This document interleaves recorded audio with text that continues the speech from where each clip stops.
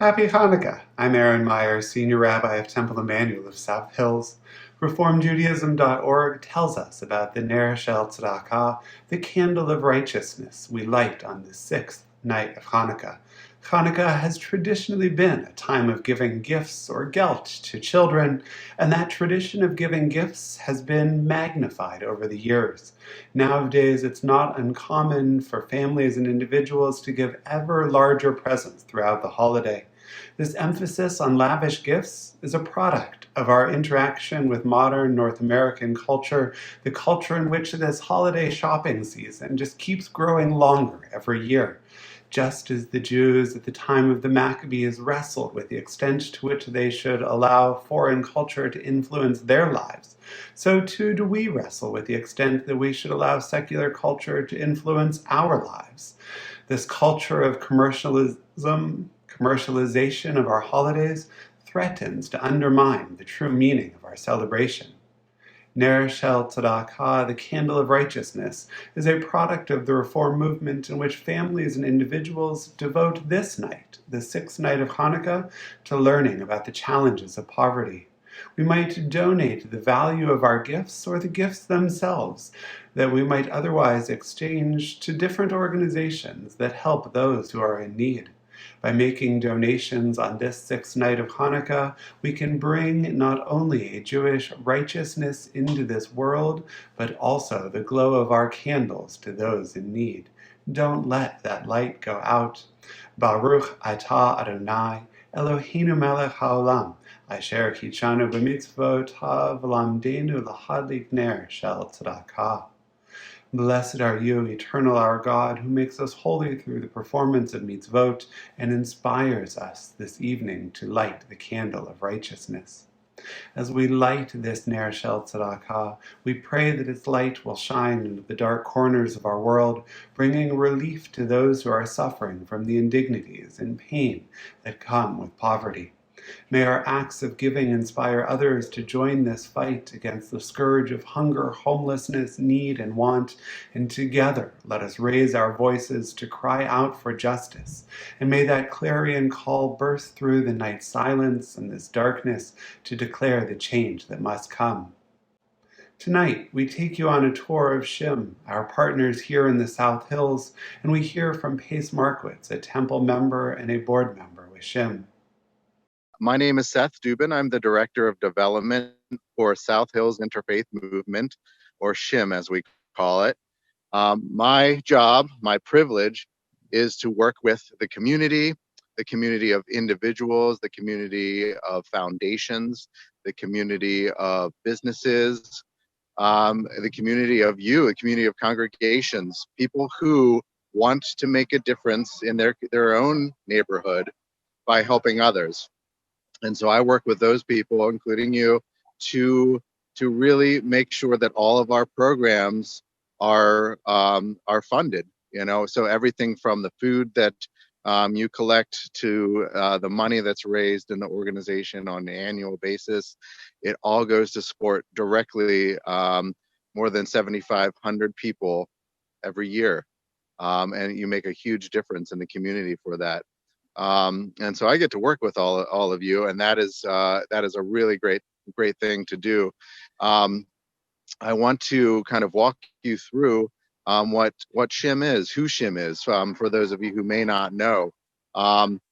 So SHIM, South Hills Interfaith Movement. If we break that apart, South Hills is where we all live. It's where we all go to school. It's where we play. The interfaith is based on our founding. We were founded in 1968, about 52 years ago, and by three congregations: Temple Emmanuel, which you guys all know well, and Westminster Presbyterian, and St. Thomas More. At the time, three congregation leaders got together and decided that there needed to be an organization in the South Hills that was there as a resource for the community to help others. So for the first time in 1968, there was a lot of development outside of the city. People were moving away from the city and into the suburbs, and with them came some need. And so these congregations decided that they needed to establish SHIM. Started in the South Hills Village Mall, and then, over the years has grown to adapt to the needs of the community. We're best known right now for our basic needs programming, and we've had for a very long time. We've been working in basic needs. So we operate 3 food pantries in the community here that serve 6 school districts. That's how we define our service area. Our school districts that we serve are Keystone Oaks, Mount Lebanon, Upper St. Clair, South Park, Bethel Park, and Baldwin Whitehall. So those folks living in those areas can come to one of our 3 food pantries and receive food, basic care, basic needs items, personal care items, and a lot of other resources. So I'm standing here at our Bethel Park location. It is one of our largest food pantries, and we'll walk through in just a little bit. But since the pandemic hit in March, we've kind of had to adapt some of our programming. So typically what was a walk-through pantry, where folks would park in our parking lot over here and come into the food pantry here, wait in a waiting area, pull a number, and then eventually shop through with a volunteer. Now people are driving through. We're lucky to have this beautifully newly paved parking lot that people are able to drive right up to this area here, where we have tents and volunteers set up, and they receive a pre-packaged box of food. They're allowed to choose their own meats and eggs and cheese and things and produce and things like that. But for the most part, it's pre-packaged. They stay in their car and it's loaded into their cars, and they drive away. And we'll get it. Sorry, we do a lot of food rescuing. There's a lot of restaurants in the area that donate food to us. Grocery stores will give us food. Giant Eagle, Aldi, Whole Foods, and we pick that up so that we can distribute it without wasting food. So I'm going to walk you into the pantry now, and just as people would prior to March of this year, come into the pantry, and we'll talk a little bit more about SHIM.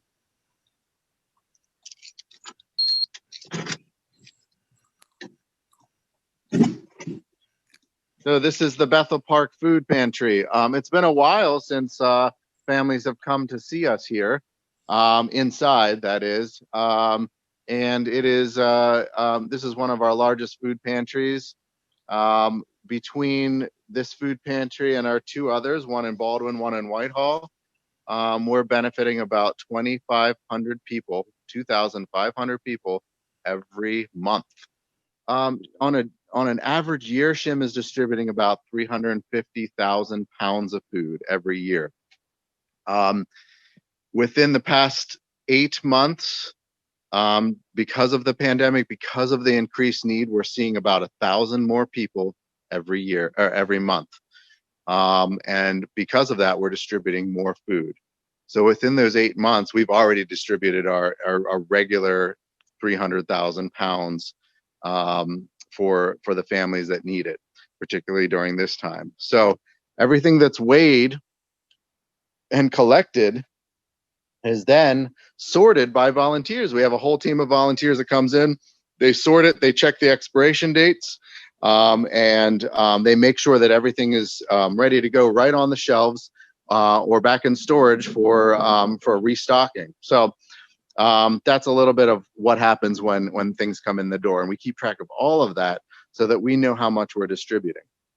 So we're going to walk through the pantry right now, as we would.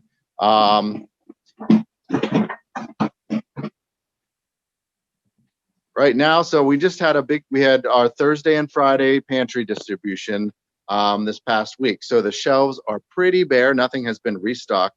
I'll let you know that. But right now, so people typically have an option of choosing something, whether it's cheese or milk or eggs, and everyone gets cheese, milk, eggs, everyone gets bread.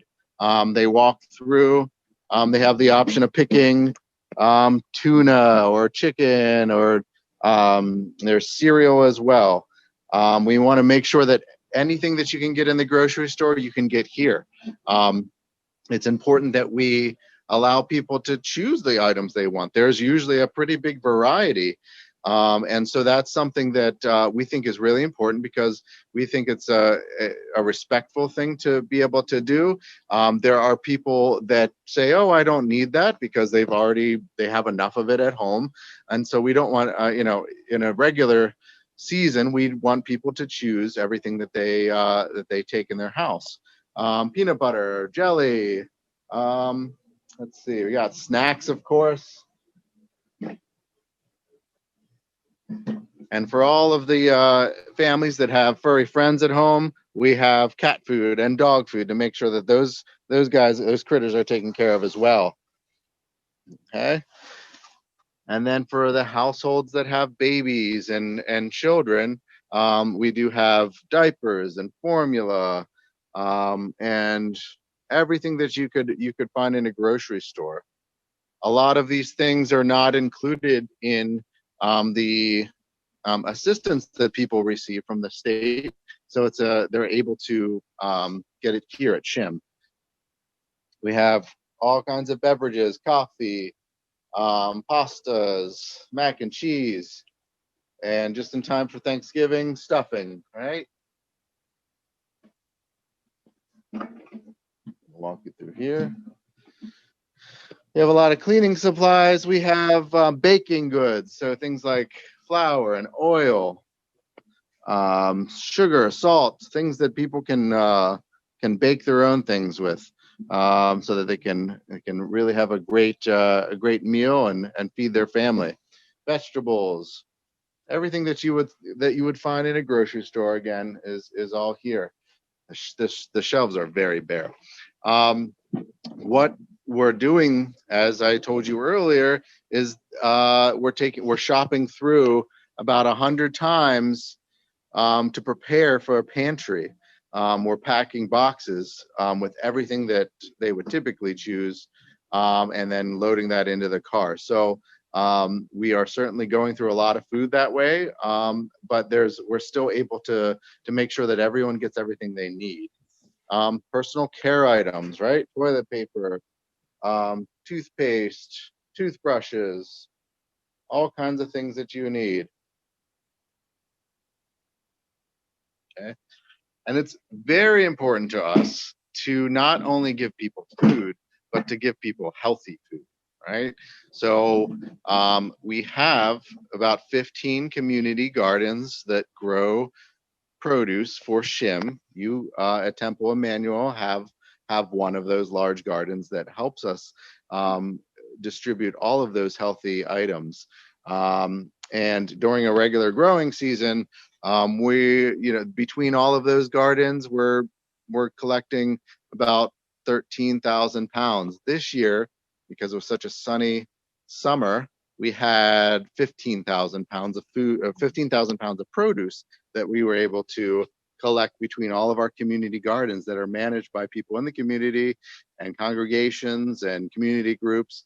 We're really lucky to have those. Now, during the time when we can't grow vegetables of our own, we are able to purchase those vegetables from the Greater Pittsburgh Community Food Bank. And we keep them all in this giant refrigerator. Hey, you guys want to go into the refrigerator with me? Go in here. So because of the support in the community, we were able to purchase this refrigerator to make sure that everything that we grow, everything that we purchase that needs to stay until our next distribution stays nice and fresh.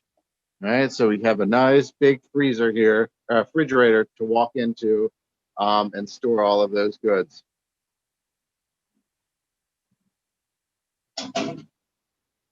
Okay, that's cold in there.